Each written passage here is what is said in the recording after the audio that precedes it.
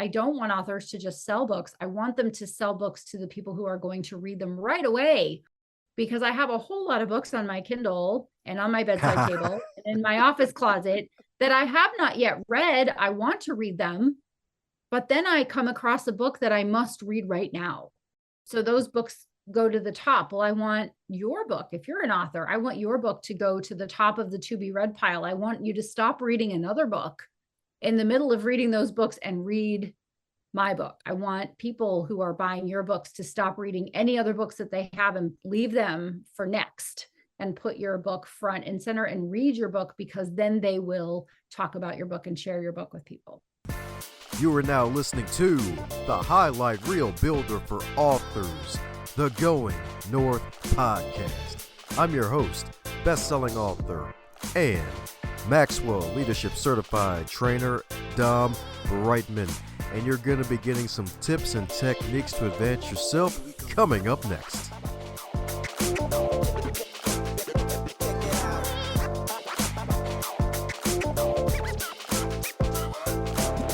Today's episode is sponsored by both books, Going North, Tips and Techniques to Advance Yourself, and the follow-up bestseller, Stay the Course, The Elite Performer's 7 Secret Keys to Sustainable Success.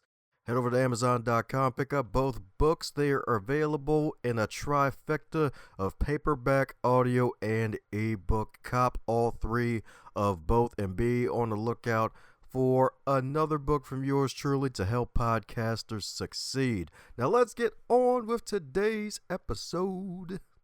And today on the Highlight Reel Builder for Authors, known as the Going North podcast, we got another super special, awesome human for you today. That's right indeed, curse my good buddy Brianna Henley. That's right indeed. That's right indeed. She's a beautiful bee from the city of Bmore indeed. And she hooked me up with one heck of a legendary guest, my friends. That's right indeed. You're going to be in for a treat that's good enough to eat 50 times over, if not 50 times more over, because today's guest, she's a best-selling author of over 50 freaking books, y'all. That's right indeed.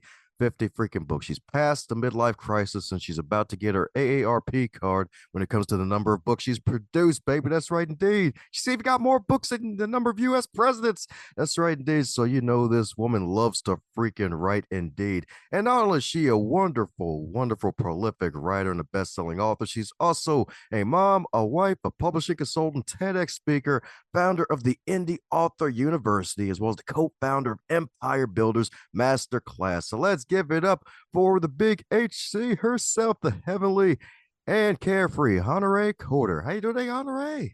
I am so great. How could I not be great after that introduction? Thank you very much. Oh yeah, definitely. That's right indeed. Such a name means a person deserves honor. It's easy. Perfect. That's right indeed. That's right indeed. All the honor at the soirees. You love to see it. Right. Oh my goodness. Well, since you're a legend, usually introductions aren't allowed to be 75 days long. So my goodness, if you were to describe your journey up to now into 3 words, what would they be and why?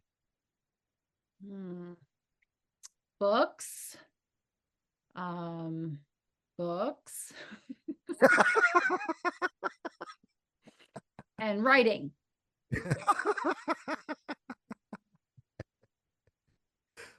There you go.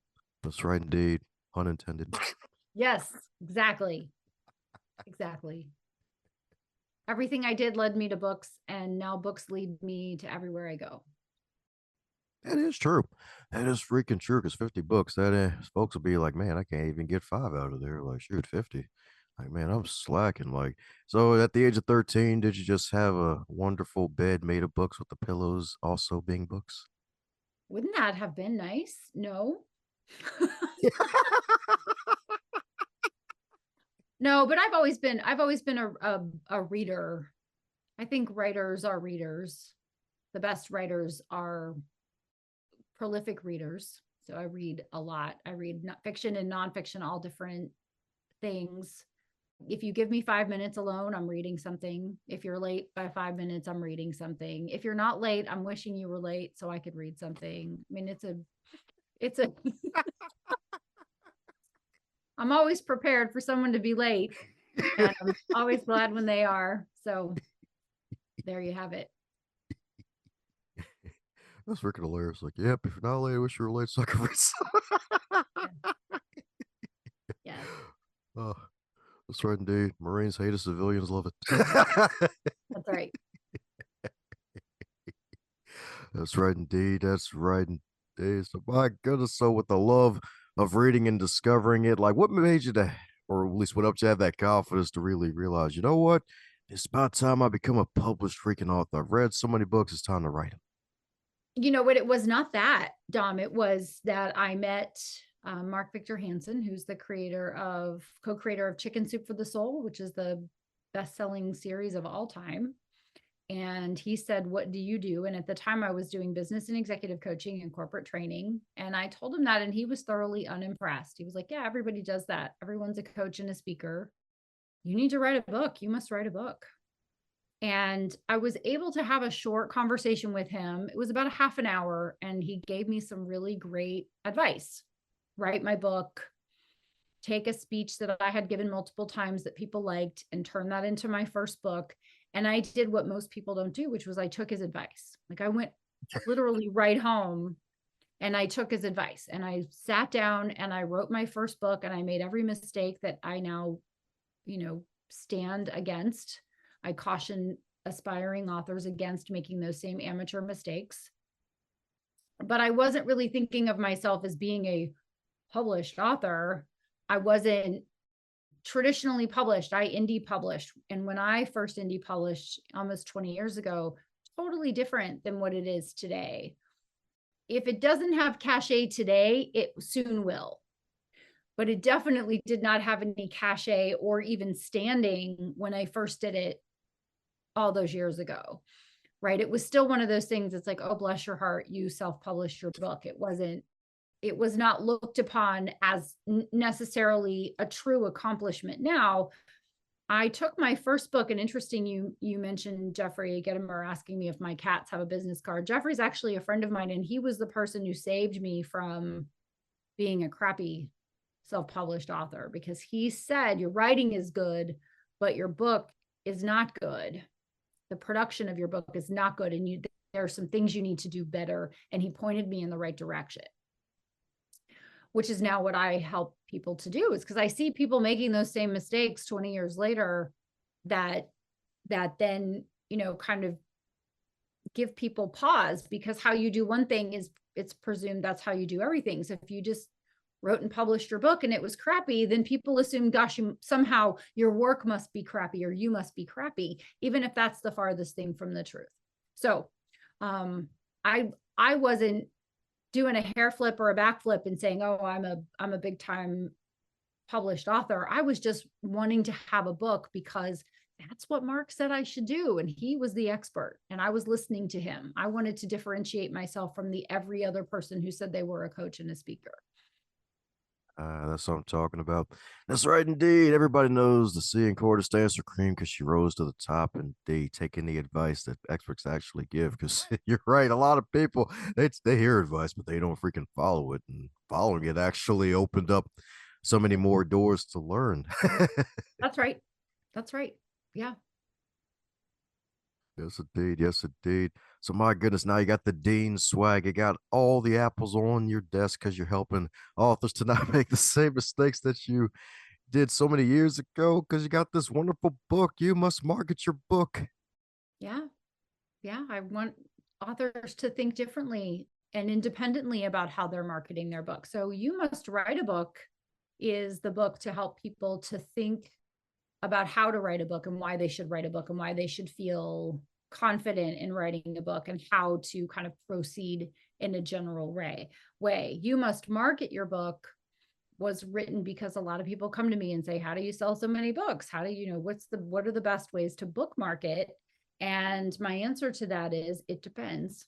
I give the lawyer answer, because it depends on someone's personality. It depends on why they wrote the book, what the role of the book is, how much money they have, how much time they have. It's not the same for every person, right? It's different. And so a lot of people go, well, everyone is doing something to market their book, whatever that something is. So maybe they're doing Instagram stories or TikTok videos, or they have a Facebook group. And so they think, oh, I have to do this because, well, Dom is doing it, Honorée is doing it. They're authors. I'm an author. I must have to market in the same way that they're marketing, except that that's just not the case, right? That I don't do TikTok or book talk, even though that's what all the cool kids are supposedly doing, because I don't want to do it. It doesn't match my personality. It doesn't match my books. It doesn't match the amount of time I have to do my book marketing. And I certainly am not going to put in money into something that I don't have the time or inclination to do that doesn't match my book. So You Must Market Your Book is a way for me to help people to think about book marketing so that they can be strategic and consistent and persistent and intentional in their book marketing so that they actually sell some books. And not only that, I don't want authors to just sell books. I want them to sell books to the people who are going to read them right away, because I have a whole lot of books on my Kindle and on my bedside table and in my office closet that I have not yet read. I want to read them, but then I come across a book that I must read right now. So those books go to the top. Well, I want your book. If you're an author, I want your book to go to the top of the to be read pile. I want you to stop reading another book in the middle of reading those books and read my book. I want people who are buying your books to stop reading any other books that they have and leave them for next and put your book front and center and read your book, because then they will talk about your book and share your book with people. Boom. That's right indeed. That's right indeed. I told you she was the cream that rise to the top indeed, because she made that wonderful, wonderful little switch on the knob right there. Because most folks be like, yeah, I need to sell books. Yeah, sell books. But it's like, hey, it's great to make a sale, but you need to sell your books to those who actually read them and have them at the top of their freaking list. Because folks like the folks you're listening to now, they have a whole bunch of books on there to be Every read reader list. has more books than they will read in their lifetime, and they will still buy more books today. Exactly. And you only read 2 books a week on average if you have the time for it, right? Yeah, I read more, but that's because reading books is my job. Darn.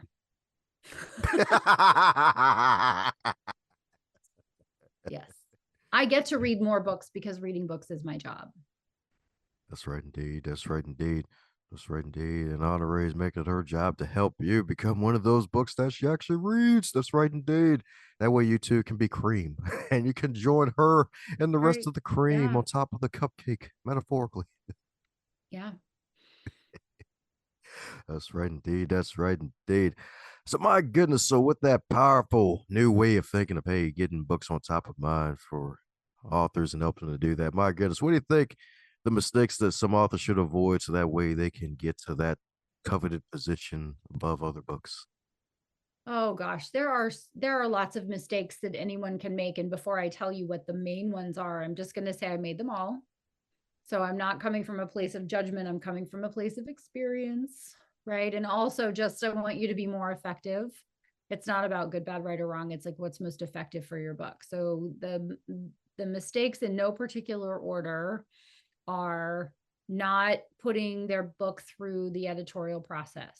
So if you're a first-time author, probably you need an editor to help you to review your content. So you need a content editor or a line editor, someone who can make sure that your nonfiction book, the book you've written, solves the problem for the person who's reading it so they can solve their problem. So nonfiction books are typically solving a problem or helping someone to capitalize on an opportunity, or both, right? And so if someone buys your book to solve a problem, you don't want to solve 90% of their problem. You want to solve 100% of their problem if you can in your book. Having an outside perspective, someone to ask really good, smart questions, is going to help you to make sure that the arc of your book is complete, that you take the reader on the journey that they need to go on in order to dot their I's and cross their T's, to either avoid pain, gain pleasure, or both. So having an editor and having a proofreader is going to make sure that you have a nice read. And you're a librarian, you know, you see great, beautifully written books, and then you see books that aren't quite as well done. And there's a difference. There's just a difference. And you want your book to be as excellent and professional as it can possibly be. I see some good books that also have not so good covers because the person doesn't have a book cover designer design their book. So either they design their book cover or they hire someone fast and cheap to design their book cover because they're trying to do it on a shoestring budget, which I think is a mistake. If they want their books to sell for a long period of time, if you want people to take your book seriously, to read your book, take advice, and maybe even potentially hire you in addition to reading your book. So I have courses and I have a mastermind. I have other things that people can engage me for if I've done my work well. But if they see that I just kind of threw something up there and it's not really well done, they don't take me seriously outside of the book. So the book cover is the first place that people kind of get a view to how you are as a person, as a business person. And then the interior formatting needs to be awesome and it needs to be done well. And there are things to look for: full justification, words not running together, missing words, extra words, which are sometimes part of the editorial process, but graphic designers make mistakes too. So you need to make sure that it's not only a beautiful interior, but it's correctly done. The copywriting, the back cover copy needs to be written by someone who writes back cover copy or sales copy for the book. So it's not going to sound like you. It's not going to be like the manuscript. It's not going to be your book. It's going to be written by someone who understands back cover copy, book copy. And then finally, we'll get into the marketing part of it. A lot of people assume that once they've published their book, oh, thank goodness the work is done. And yet the real work begins when your book is published. It's really a lot of work to publish a book or have your book published, however you go about it. But the real work begins when the book is out in the world and you can talk about it and you're trying to connect your readers to your book and get them to read your book, review your book, talk about your book, put your book into action, give you some feedback on the book. So those are just some of the main mistakes I see people making, is they're really just trying to get a business out of a book that they're not putting business attention or business investment into. Yes, indeed. Yes, indeed. If y'all ain't getting a tennis bracelet of wisdom today about your book, something wrong indeed. That's right, indeed. That's right, indeed. That's right, indeed. It's so darn true, indeed. Okay. Actually, surprised me. My first ever book was formatted through Microsoft Word. Never again. And not with the second book. And I did that. I did that for a long time. I had a book template and I could upload it to CreateSpace, which is gone. It's now, KDP Print on Demand. They've merged those two. But I used to have my own template and I would fuss with it and make it look okay. But I look back on those books and realize they could have been next level. They could have been custom designed, and it would have done more for me to have them custom designed, professionally designed. They would have worked even harder for me and done their job even better if I had given them a little love. Heck yeah, indeed. It's like the more you put in, the more you'll actually get out of it, indeed. And my goodness, yeah, you're basically living proof of that, and you're helping others to do that as well. So my goodness, I love the fact that you mentioned that, hey, TikTok isn't for you because that's not really a personality. You don't really have the time for it, indeed, because a lot of folks be like, yeah, you should jump on TikTok. Come on, pointed words, do some dances. You'll be fine. You'll sell books. Yeah. I think it's fun. And I could be leaving a ton of money on the table, to be fair, because there are a lot of people who do really well with that, but I'm just not interested in doing that.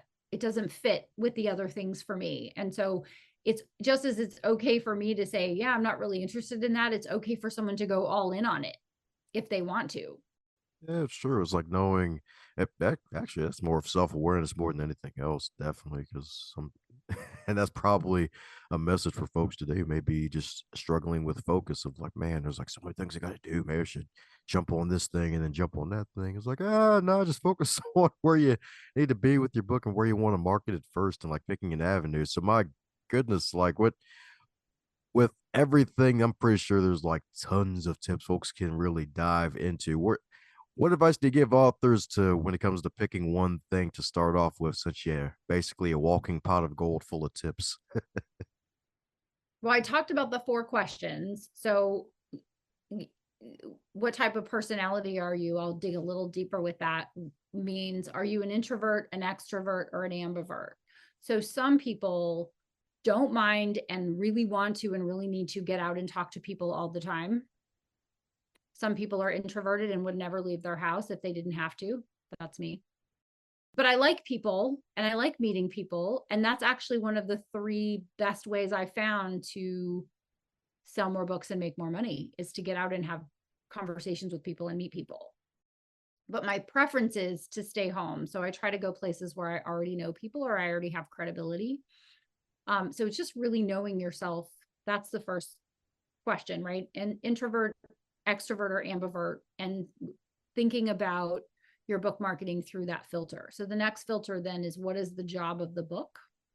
So if someone has a book and its job is to give them clients, is to bring them clients or new business, then they want to get that book in the hands of people who could hire them. So not really concerning themselves with book sales necessarily, but actually giving the books to people in digital or physical form. So they are exposed to their expertise and they go, gosh, I really like you. I read your book. I want to hire you.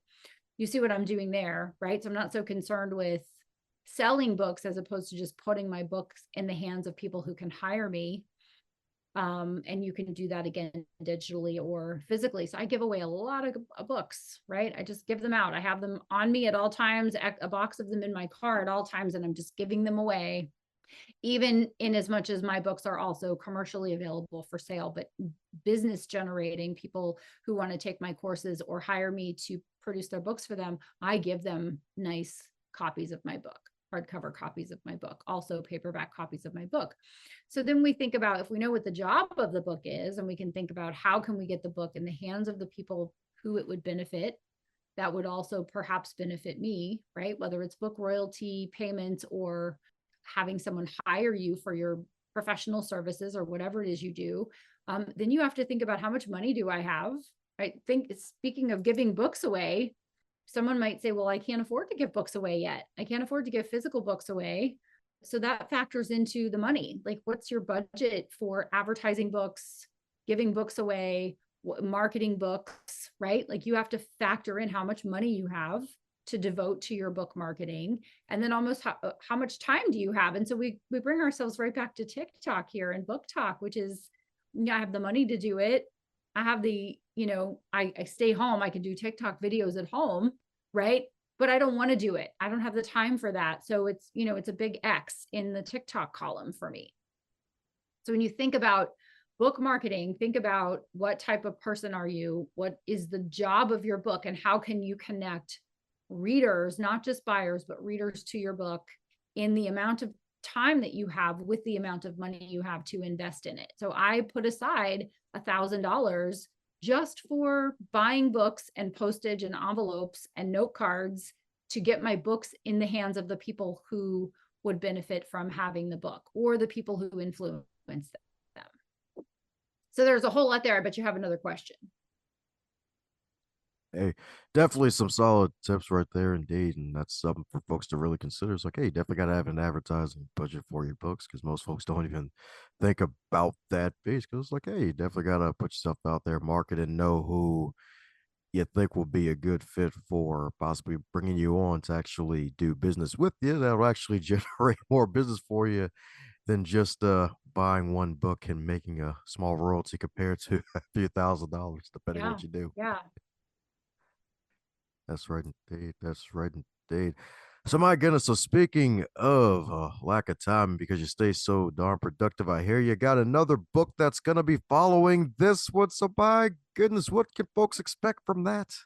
Yeah. So the next book that's coming, I guess it'll have been out for a minute by the time this goes live, is the best-selling book formula: write a book that will make you a fortune. And I had the idea over time, and it really gelled when I was doing some research on a book and why books are successful, because I get that question all the time. Like, why are some books really successful? Why are some books meh successful? And why are some books unsuccessful? And in my research, I came across the 4 common denominators of almost all successful books, regardless of whether they are fiction or nonfiction. And it's easy. They are easy to read, remember, do, and share. So I'll unpack that, and then the book really unpacks it. But books that are easy to read are more successful than books that are hard to read, because nobody wants to feel like they're stupid when they read something. And if you use a lot of 25-cent words or $10 words when you're writing, if someone doesn't understand it, they're only going to look up so many words before they say, this is above my ability. The content is too dense. I'm not enjoying this read. It's too hard. I'll come back to it. And they never come back to it. We've all been there. We've all read a book that was too hard or too difficult or too dense, and we've put it down. So you want your book to be easy to read. You want it to be easy to remember. So either the book title needs to be easy to remember, the formula contained in the book needs to be easy to remember, something about the book needs to be easy to remember, even if they remember it wrong. And the example I use in the book is a book in a book series close to my heart, which is The Miracle Morning. So the book is easy to remember because it causes people to have a little bit of cognitive dissonance, right? It's like, what do you mean I'm going to have a miracle in the morning? I hate mornings. I'm not a morning person, right? And so even when someone says, oh, I've read The Morning Miracle, they're remembering it wrong, but they're remembering it, right? So then we get to the third thing, which is it's easy to do. The advice that you have in the book is easy to do, or at least it's easy to remember something about it so you can do it. So I'll again use the lifesavers from The Miracle Morning, or I'll use the lifesavers as an example. And again, using The Miracle Morning, the lifesavers are the activities of the most successful people. And so Hal Elrod, who's the author of The Miracle Morning, took the activities of the most successful people. He figured 6 of them, and he turned them into an action that people could do in the morning. So if you've never heard of the lifesavers or The Miracle Morning, SAVERS is an acronym that stands for silence or meditation, affirmations, visualization, exercise, reading, and scribing or journaling. So he has this acronym, and when you do these things 5 minutes each or so every day, you become more efficient, more effective, happier, more successful in theory, right? So it's easy to remember the savers, and it's easy to do it because you go, okay, S is for silent. Okay, silent, I'll be silent. Then I'll do affirmations, and I can remember, and I can do affirmations. So it's easy to remember and easy to do. And when you have a book that's easy to read, easy to remember, and easy to do, then guess what? It's easy to share. You talk about it. I can remember The Miracle Morning. I can remember the lifesavers, and I can tell you, oh my gosh, I was overweight and lazy and didn't accomplish anything and was depressed and sad and miserable, unemployed, all the things. And then I started doing the lifesavers, and now I'm taller and more successful. I have more dogs. I don't know. Right. But it's like the transformation that people have is like, I'm happier, I'm more successful, I'm more centered, I'm more peaceful. And so people can either see that transformation, they're going to go, hey, Dom, what are you doing?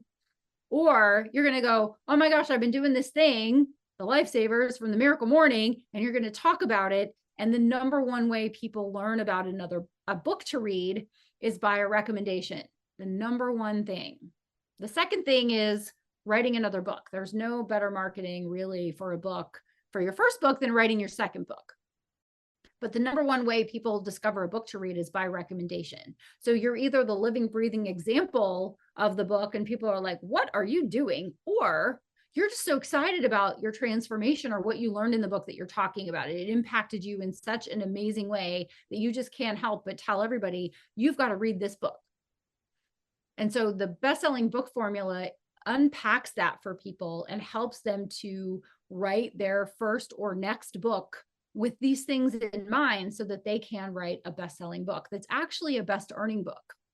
Because not all best-selling books are best earning books, but what you don't really want a best-selling book. You want a best earning book. You want a book that makes you a fortune, one that sells today, tomorrow, next month, next year, and 10 years from now. Oh, yes, indeed. Yes, indeed. That's right. She's got frameworks for days, y'all. That's right, indeed. That's right, indeed. Yes. Yes. That's right, indeed. Who needs Bob the Builder when you got Honorée Corder? That's right, indeed. That's right. Oh, gosh. Yes. So my goodness, is there a question that you wish folks would ask you more often when you're on these podcasts? I hadn't really thought about that. That's interesting. I guess in lieu of a question, the thing that I want to make sure that I get the opportunity to say anytime I'm on a podcast is that if I can do it, you can do it. If I can write books, you can write books. If I can earn a living as an author, you can earn a living as an author. You just have to keep putting words on the page. You can't edit a blank page. And so if you get up every morning or after work every day or on your lunch hour or in your car while you're waiting to pick up the kids from school, wherever life finds you, if you just kind of make it a point to put some words down on paper, at some point you'll have a book to edit. Once your book's been edited, then you can publish your book and you can be an author. And if anyone can do it, then you can do it. So I just want to make sure I get the opportunity to say that. So thank you. Oh, my pleasure indeed. My pleasure indeed. You can do it indeed. So, my goodness, a fun question for you. So, my goodness, if I'm not mistaken, that bestseller book form is going to be part 3 of the You Must book series, if I'm not mistaken. So it's actually not part of that series. So the next book in that series will be You Must Monetize Your Book, which is turning your book into multiple income streams. And that'll come later in the year. The best-selling book formula is just a quick 1-hour read, give or take. It's about 15,000 words, and it just unpacks that one little part of writing the book. But I do have even one more book, which is Write Your First Nonfiction Book, which is also coming this year. And it's for someone who just doesn't know what to put where or how, and they just can't quite get past it. There's so much information, there's confusion. So I'm breaking it down to its very simplest essence of like, if you want a formula, if you want a blueprint, a process for writing your first book, what do you put in chapter 1? What do you put in chapter 2? I've broken it down into 8 chapters so anyone can write their first nonfiction book and feel like it's a good, solid book. It hits a nice arc. It's answering all the questions. It's really going to help them to break through writer's block and doubt and all of those sorts of things and get their first book written. So that you got to break the seal sometimes. Sometimes you just have to do something to prove to yourself that you can do it. And they say the best time to write, the best time to close a deal is when you've just closed a deal. Well, the best time to write a book is when you've just written a book because you feel confident. But sometimes it's like, if I just can't get over the hump from book number 1, and Crazy Pants is talking about book number 2, like what just happened, right? Like once you write that first one and you realize how magical it is, like magical for the reader, magical for you as the author, then you get what I call the fever. Like, oh my gosh, I want to write more books. I want to help more people. I want to impart more wisdom. I want to make more of an impact. Sometimes you just have to get past that first book. So I'm working on that one right now. Wow, my goodness, indeed. That's right, indeed. Told you she was extra busy, indeed. So, my goodness, so the best-selling book for me, since that's probably going to be the most recent book that comes out by the time this comes out. Yep. If that book were a food, what would it be and why? Oh, I'm going to say it would be a really good appetizer because it's just short. It's just small, right? It's not a complete meal. It's not, it's not steak and potatoes. It's like salad, but fruit salad, delicious salad, not salad that you eat because it's supposed to make you skinny.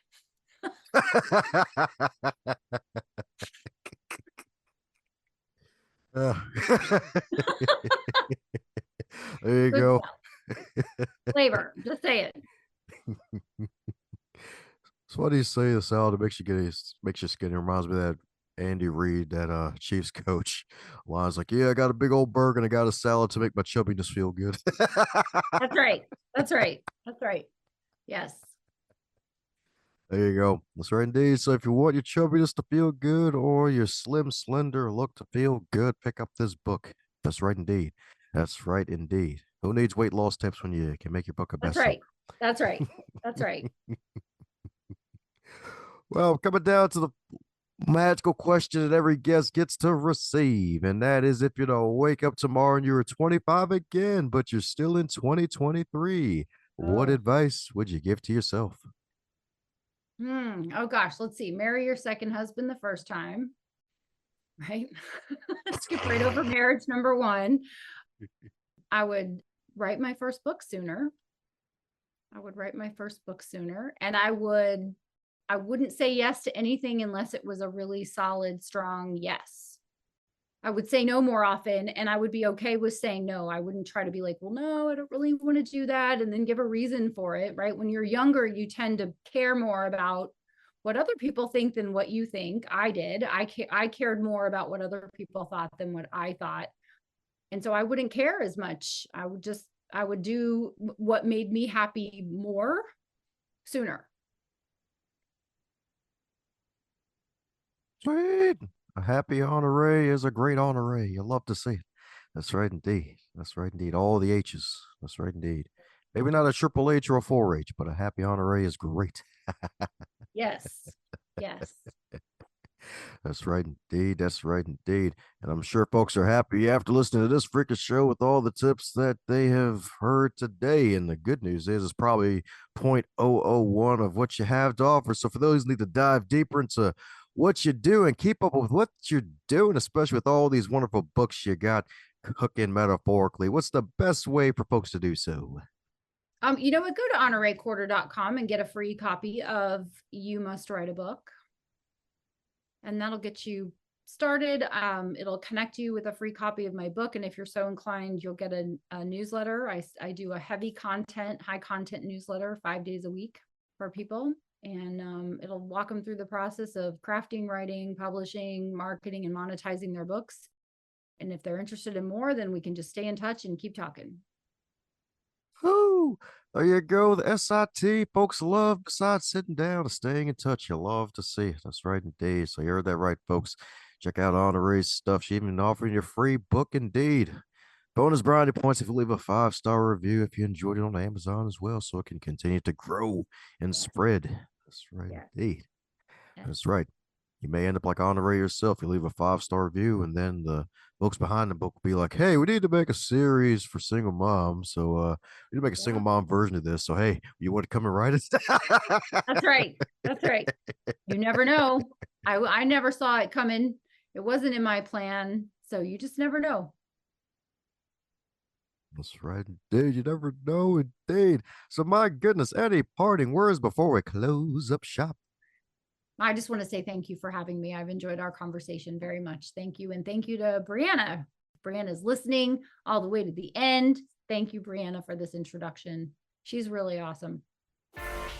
Thanks a bunch for investing your time by listening to this wonderful podcast today. I hope you enjoyed it. And if you really did, do me a solid and leave a review or share this episode with at least 3 people that you think would get some value out of today's content. Advance others to advance yourself.